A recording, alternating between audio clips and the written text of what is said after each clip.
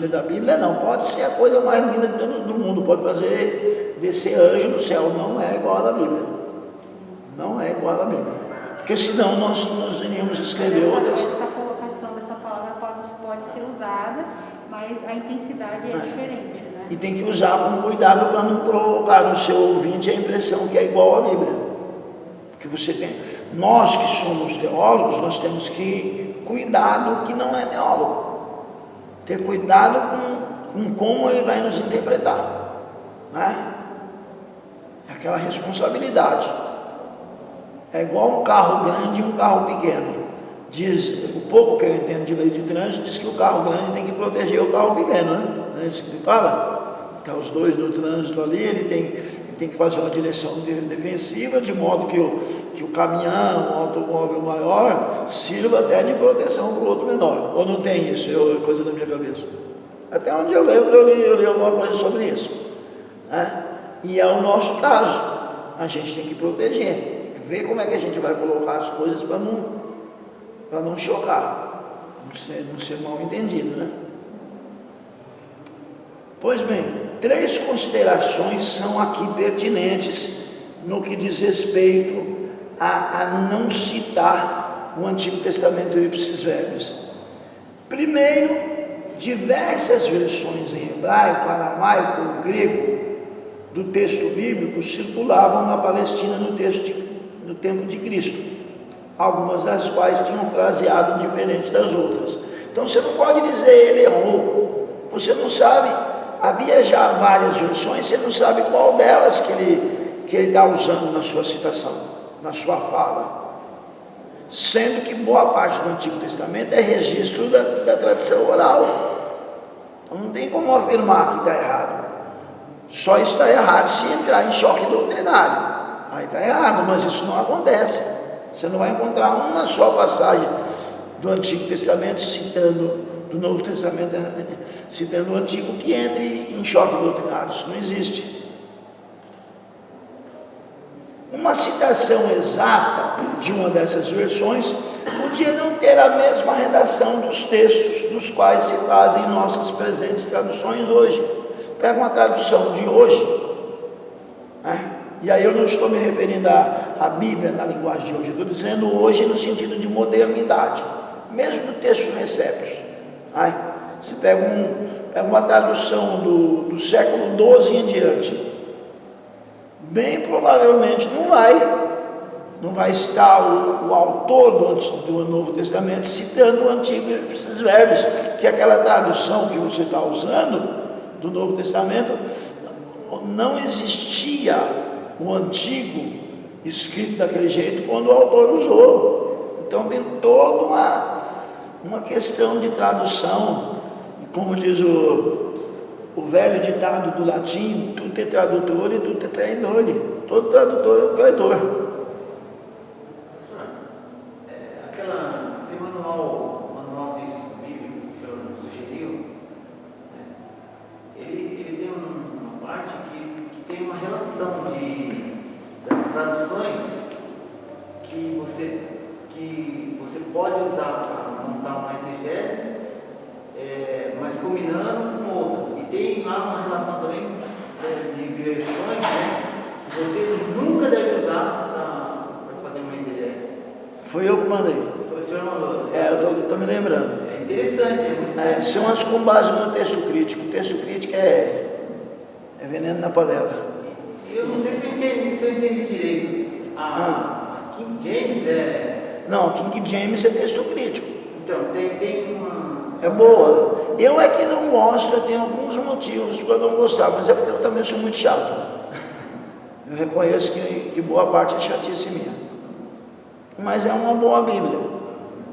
Embora eu particularmente considere mais o valor histórico dela do que o valor do texto propriamente dito, embora eu saiba que ela tem base no texto Receptos. Só que o texto Receptos tem 3 edições, né? Tem 3 edições do texto Receptos. Professor, Pois não. Segundo Timóteo, na toda a escritura é divinamente inspirada. A escritura falando do Antigo Testamento. Sim. Tem algum que fala do Novo? Ainda não, porque o Novo Testamento, ele está sendo escrito. Então você não vai encontrar uma afirmação de que ele seja divinamente inspirado, porque ele ainda não existe como cânon. Ele está começando a surgir. Alguns livros até tiveram dificuldade para entrar. Você vai poder falar em um Novo Testamento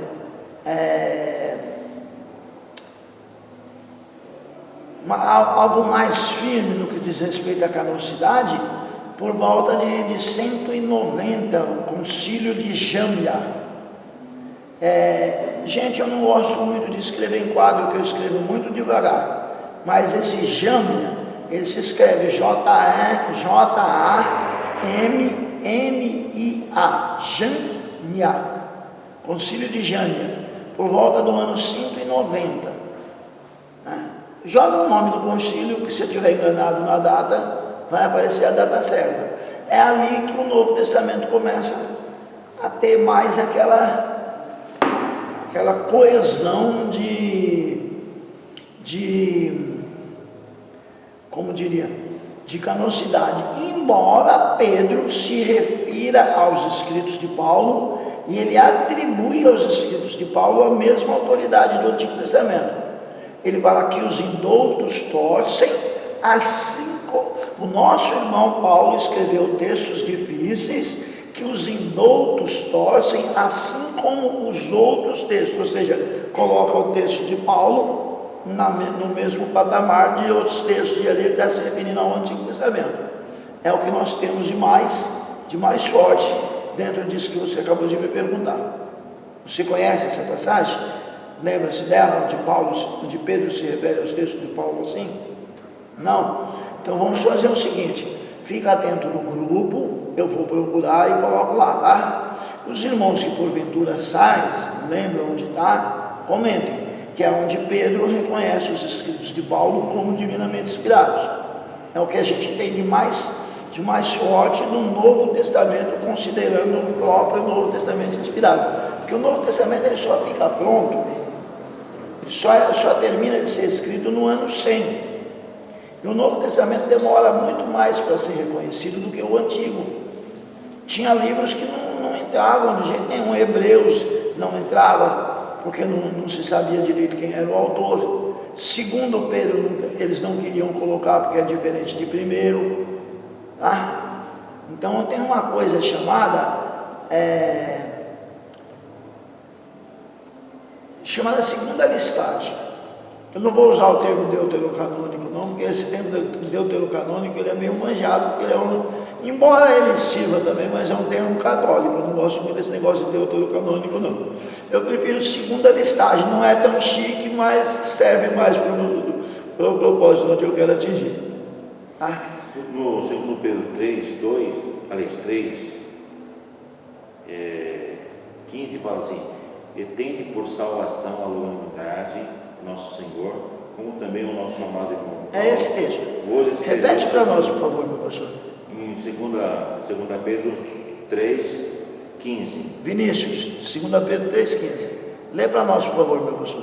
E tende por salvação a longanimidade de nosso Senhor, como também o nosso amado irmão Paulo vos escreveu, segundo a sabedoria que lhe foi dada, falando disto, como em todas as suas epístolas, entre as quais há pontos difíceis de entender, que os indoutos ou os inconstantes torcem, e igualmente as outras escrituras. As outras escrituras, quando ele fala escritura, ele falou no Antigo Testamento, então ele colocou em pé de igualdade. E é Pedro inspirado pelo Espírito Santo, colocando o Novo Testamento, colocando Paulo em pé de igualdade com o Antigo Testamento. Tudo bem? Conclui, meu pastor, desculpe interromper aqui, eu ia perder o raciocínio. Vós, portanto, amados, sabendo isto de antemão, guardando-vos de que, pelo engano dos homens abomináveis, sejam juntamente arrebatados e decaias da vossa firmeza. Ajuda no seu questionamento, Vinícius. É o que a gente tem de mais próprio para tentar responder a sua pergunta, tá? Não obstante, ainda representam interpretação fiel do texto bíblico disponível ao escritor do Novo Testamento. Ele interpretou fielmente, não citou ipsis verbis, mas a interpretação foi fiel. Segundo caso, conforme observa Venham, é um teólogo, não era necessário que os escritores citassem passagens do Antigo Testamento palavra por palavra. Não era necessário que fosse ipsis verbis, palavra por palavra. A menos que eles mesmos alegassem, estar citando ipsis verbis. Se ele, na sua maneira de construir o pensamento, ele alegasse que era ipsis verbis, aí ele tinha que citar a palavra por palavra. Se ele não estava alegando que era ipsis verbis, ele podia citar de forma livre, sem correr erro. Particularmente porque estavam escrevendo numa língua diferente do texto dos originais do Antigo Testamento. Terceiro, na vida comum, não estar preso à citação é geralmente sinal de que o autor tem domínio da matéria. Quando eu uso muito a decoreba, cito muitas coisas de cor, dá a impressão de que eu cito de cor porque eu não tenho muito domínio, então eu tenho medo de errar, eu cito de cor. Quando você consegue citar de forma mais livre, fica mais claro que realmente você domina o assunto. Eu tenho um professor que ele fala assim, decoreba para mim não está me dizendo nada. Decorou, não está dizendo nada. É importante ter memória, é importante lembrar, mas ficar só na decoreba pode ser sinal de que tem dificuldade de interpretação. E eu fui testemunha disso. Eu conheci um irmão, ele sabia mais de 3.000 versículos de cor, só que ele era horrível de interpretação. Horrível. Interpretava com o pé para a cabeça, como dizia um amigo meu. Na vida comum, não estar preso à citação é geralmente sinal de que o autor tem domínio da matéria. Quanto mais seguro está o orador de entender o significado de um autor, tanto menor é o medo que ele tem de expor essas ideias. Ele cita sem medo, sem precisar usar o ipsis verbis, que alguns consideram como decoreba. Essas ideias em palavras que não são exatamente do autor, ele consegue reconstruir o pensamento e de uma forma que vai transmitir o mesmo significado. Embora tenha que se ter cuidado com isso, porque algumas paráfrases acabam torcendo o significado. Tem que tomar cuidado com paráfrases, tem que ter um limite no uso delas, tem que ter toda uma prudência no uso de paráfrases. É por isso que algumas paráfrases eu falo, gente, nem lê isso aí. Tem palavras que é a NTLH, por exemplo, meu Deus, que é a nova tradução da linguagem de hoje. Eu tenho uma lá, eu olho para ela assim com o olho aberto e outro fechado. Dá uma olhadinha de vez em quando. Ela não pode auxiliar? Se ela pode auxiliar, ela pode auxiliar quem tem uma boa base exegética de interpretação. Na mão do novo convertido, ela é veneno puro. Sim, uma pessoa iniciante, né? Para o iniciante ela é veneno. Veneno. Com certeza. Ele vai entender coisas de Cristo que jamais foram ensinadas. Vai entender coisas de Cristo que jamais foram ensinadas. Ele vai entender um Cristo semideus. Ele não vai conseguir, uma NTLH, um novo convertido, jamais vai conseguir encontrar um Cristo 100% Deus, 100% homem naqueles textos, mas nem... Eu me lembro que quando eu comecei a ler a Bíblia, eu tinha que andar com o dicionário do lado para poder entender muitas coisas. Porque ela não tinha uma linguagem clara. Ela não tinha uma linguagem clara, mas era menos perigosa do que a linguagem clara da NTLH. Porque que acontecia? A gente acabava entendendo, ouvia a pregação, a gente ia aprendendo, ouvia a pregação e ia aprendendo. A paráfrase, você já vai direto ser bombardeado por uma noção errada, principalmente da pessoa de Cristo. Principalmente da pessoa de Cristo. Noção de pecado, coisa terrível. Coisa terrível. Pode colocar segundo a interpretação do escritor, né? Tradutor, na verdade. Então, eu achei, para a minha vida espiritual, mais produtivo ter tido dificuldade com as versões antigas, ter ido aprendendo passo a passo. Algumas pessoas que pregavam e simplificavam, entendia. Outras coisas eu consultava um dicionário, outras coisas eu aprendi em sala de aula, do que se eu tivesse usado uma NTLH, uma Bíblia Viva, que eu ainda não consegui identificar qual das duas são piores. Tem a tal da Bíblia Viva também, que é horrível. Pois bem, por esses motivos, deixa eu ficar de olho no horário. Nosso horário é 9h30? Então tá bom. Por esses motivos, pois o fato de que os escritores do Novo Testamento às vezes parafraseavam ou citaram indiretamente o Antigo, não implica de forma alguma que usaram métodos interpretativos ilegítimos. Não usaram método alegórico, não usaram aquele negócio de 4 níveis de significado, de forma nenhuma. Antes de eu falar sobre essa segunda pergunta, deixa eu conversar com vocês aqui sobre um texto.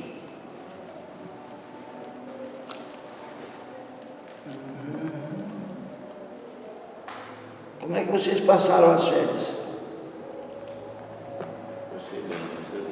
Eu, durante as férias, eu conheci um pastor diferente.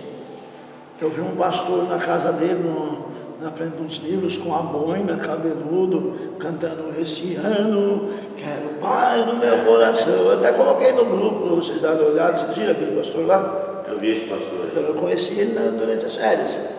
Eu não conhecia aquele pastor, não. Gente boa, gostei dele. Animado.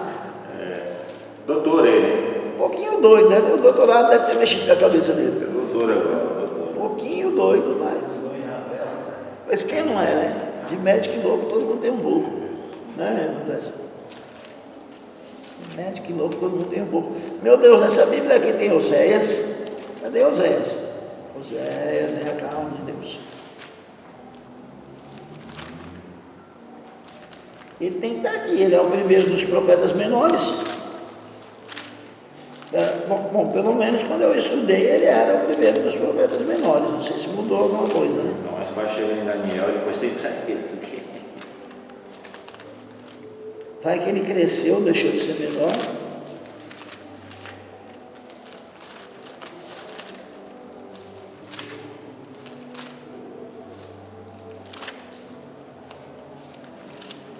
Se eu tivesse um professor de teologia que achasse, demorasse um tanto desse para achar o livro de Oséias, eu mandava ele embora. Com certeza, dava conta para ele.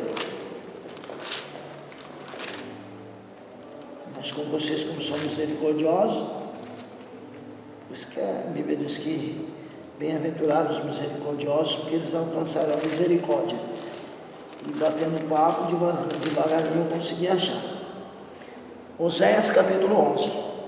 Abram, por favor.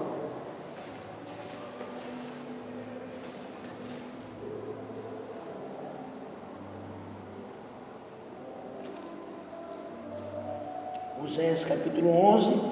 Leiam o versículo 4.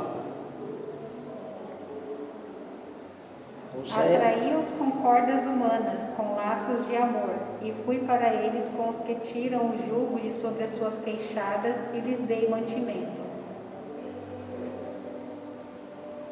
Esse texto... 4? É, só o 4, tá bom. Esse texto ele é citado de maneira totalmente é feita uma aplicação desse texto bastante interessante.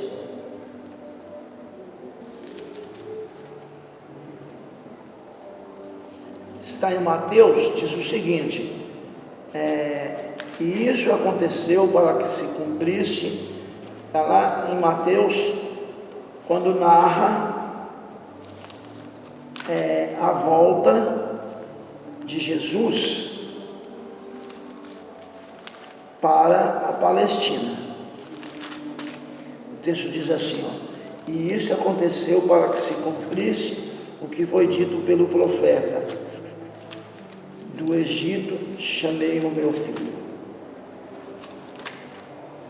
Tem bastante liturgia aqui. Essa é uma Bíblia do obreiro aprovado. Então vamos lá. Precisa de uma força viva, está aí, tá? Oi? Precisa de uma força viva, está aí. Meu Jesus Cristo. Eu só não vou me benzer para não escandalizar.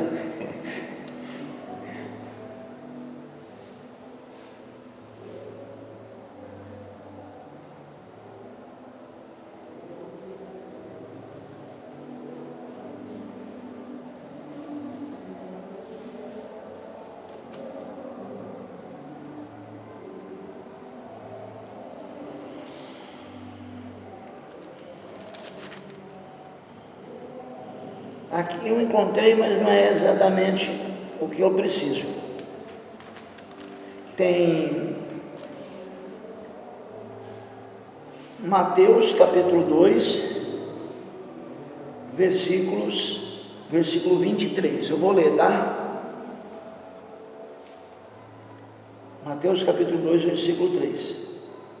Eu vou ler o 22 e o 23. Mateus 2, 22 e 23. E ouvindo, quem estava ouvindo aqui? José, né? E ouvindo que Arquelau reinava na Judéia em lugar de Herodes, seu pai, receou,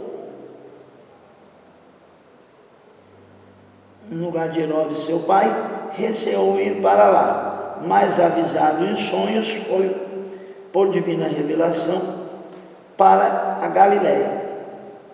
E chegou e habitou numa cidade chamada Nazaré, para que se cumprisse o que fora dito pelos profetas: ele será chamado Nazareno.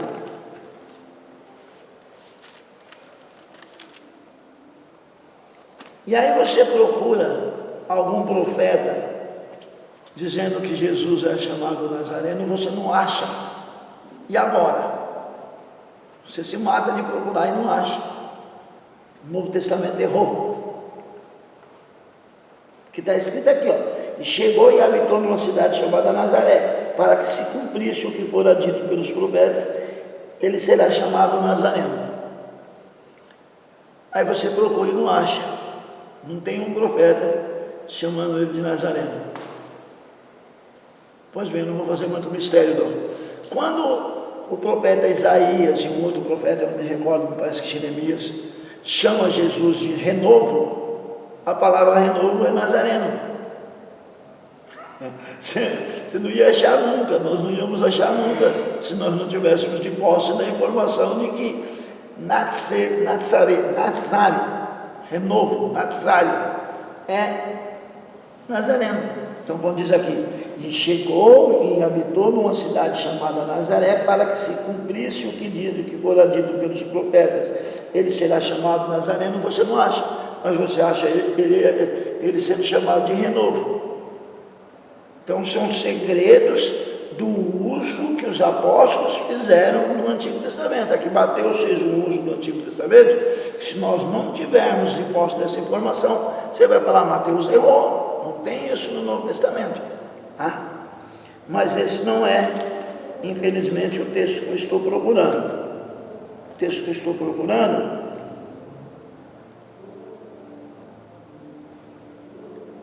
Mateus, ele é cheio do uso do Antigo Testamento, do Novo Testamento pelo Antigo, que ele cita profecias para provar que Jesus é o Messias. Então, são todas essas profecias vão se enquadrando vão se enquadrando nessa questão. Mas essa é uma boa, hein? Oi? Essa é uma boa. Vão se enquadrando nessa questão, que as profecias vão buscando provar que Jesus é o... É 2,23, Mateus 2,23. O que eu li é o 2,23. E eis que uma virgem conceberá, também é um uso do Antigo Testamento pelo Novo. Mateus é cheio disso. Mas eu não encontrei exatamente o texto que eu quero, não. Eu vou procurar e depois numa outra oportunidade, eu comento com vocês. Deixa eu ler na Bíblia, só ver se ela fala que é renovo. Provavelmente não, mas é possível. Provavelmente não, mas é possível.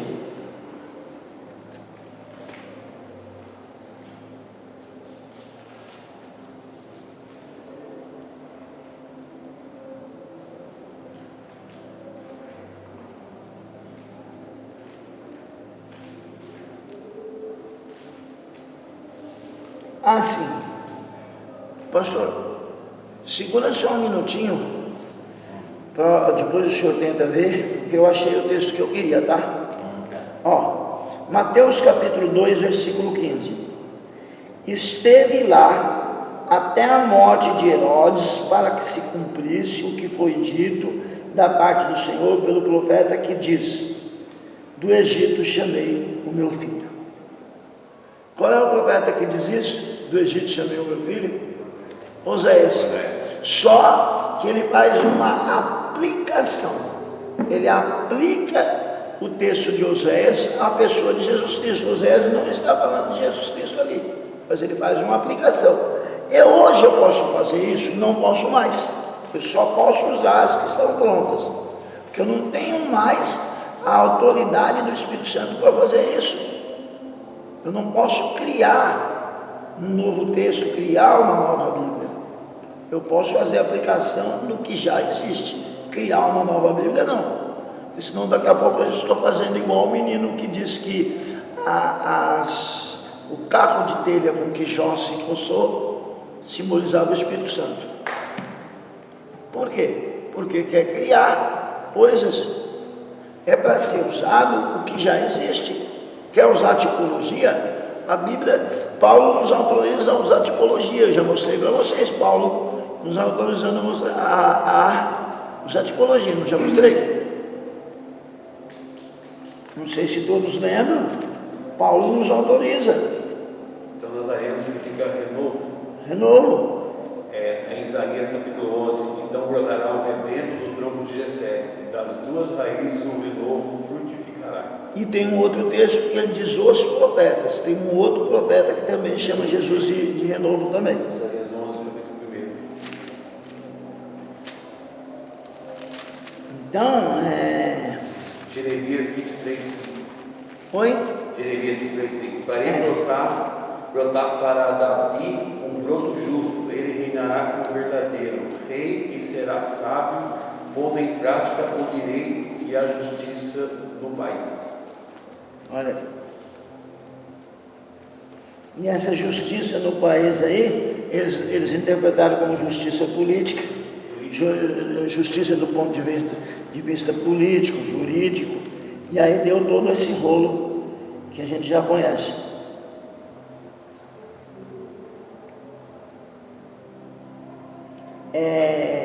Onde Paulo nos autoriza é 1 Coríntios capítulo 10, tá? Depois vocês leiam que em 1 Coríntios capítulo 10, Paulo dá uma lista de símbolos. Quer usar símbolos? Usa os símbolos que Paulo nos autorizou a usar. E outros que realmente existem na Bíblia. Não cria símbolo não, que vai dar rolo. Com certeza vai. Com certeza vai dar rolo. Eu já vi cada coisa horrível que eu preferia não ter visto. Mas como dizem os antigos, quem tem ouvido, ouve o que não quer. Quem tem boca fala o que quer, e quem tem ouvido escuta o que não quer, né? Pois bem, a segunda pergunta, às vezes levantada, é: O Novo Testamento parece usar partes do Antigo Testamento de modo antinatural. Essa de Oséias mesmo parece natural, parece forçado. Como se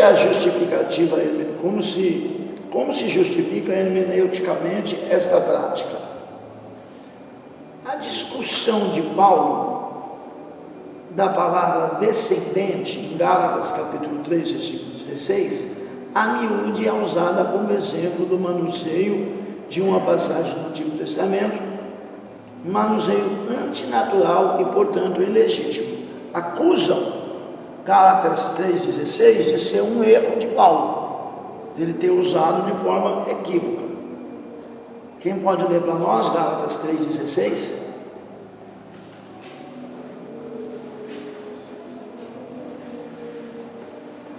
Na Viva não, que eu já passei da idade, tá?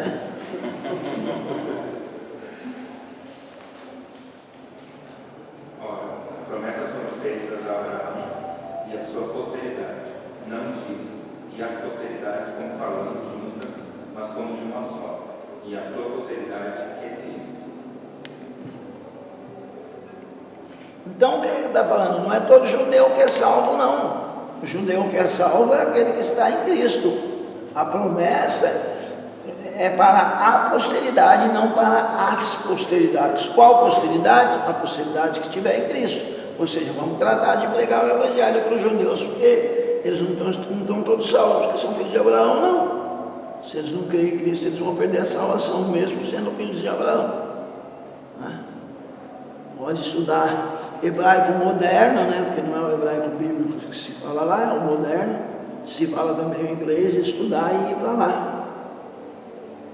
Pregar para os nossos irmãozinhos de Kippah. O hebraico moderno muda muito? Muda bastante. Tem mistura, muito misturado. Muda, acrescenta, né? Porque não tinha a palavra, por exemplo, a palavra bicicleta, não tinha telescópio, não tinha. Além da mudança, tem os acréscimos de palavras modernas. A discussão de Paulo da palavra descendente em Gálatas 3,16, ela é tida como uma má interpretação. A promessa fora feita a Abraão de que por meio dele todas as nações do mundo seriam abençoadas. Gálatas 3,8. O versículo 16 diz: ora, as promessas foram feitas a Abraão e a sua posteridade. Não diz e aos descendentes, como se falando de muitos, porém como de um só, e ao teu descendente, que é Cristo. Então a bênção está em Cristo e não em toda a posteridade judaica. E ao teu descendente, que é Cristo. Alguns estudiosos têm suposto, nesse caso, que Paulo tomou emprestado de métodos rabínicos ilegítimos. Alguns